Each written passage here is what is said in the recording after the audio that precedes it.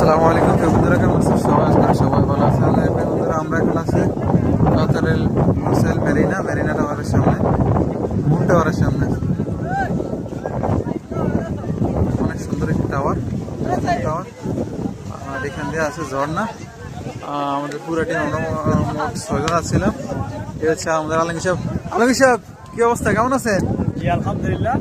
আজকে ঘুরতে এসে কেমন লাগতেছে? আলহামদুলিল্লাহ অনেক ভালো লাগতেছে। যদি দিনের বেলা আসতে পারতাম তাহলে আরো ভালো লাগতো।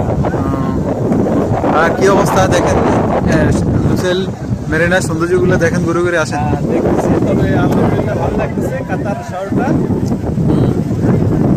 আপনাদেরকে অনেক ধন্যবাদ। কাতারে আপনার এই কততম ঈদ? হ্যাঁ, কততম ঈদ আপনার কাতারে? কাতারে আমার এই দ্বিতীয়তম ঈদ। দ্বিতীয়তম ঈদ। আচ্ছা, অবস্থা কাতারে এসে আপনি কি এখন ভালো অবস্থানে আছেন কিনা?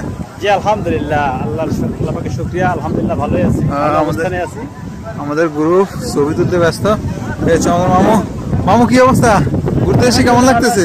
ভালোই লাগতেছে, তবে ভালো লাগতেছে। রাত্রে আগে গেছে অন্ধকার, কিছুও উপভোগ করতে পারছি না। আচ্ছা, যদি দিনের বেলা আসতাম ঠিক আছে, তাহলে সৌন্দর্যগুলো উপভোগ করতে ভালো হতো। এখন আসছি, মনটা খারাপ হয়ে গেছে। আচ্ছা, আচ্ছা, নেক্সট আমি চেষ্টা করবো দিনের বেলা আসার জন্য। এই হচ্ছে আমাদের সিয়ামুনশি, কি অবস্থা? ঘুরতে এসে কেমন লাগতেছে?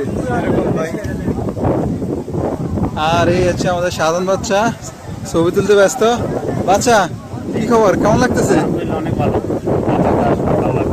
এটা তোমার কততম ঈদ কাতারে? কাতারের দিনকাল এখন কেমন কাটতেছে? আলহামদুলিল্লাহ, আল্লাহর রহমতে অনেক ভালো। এই হচ্ছে আমরা টিমের মোট 6 জন আসছি। আর আরেকজন আছে মামু, কই?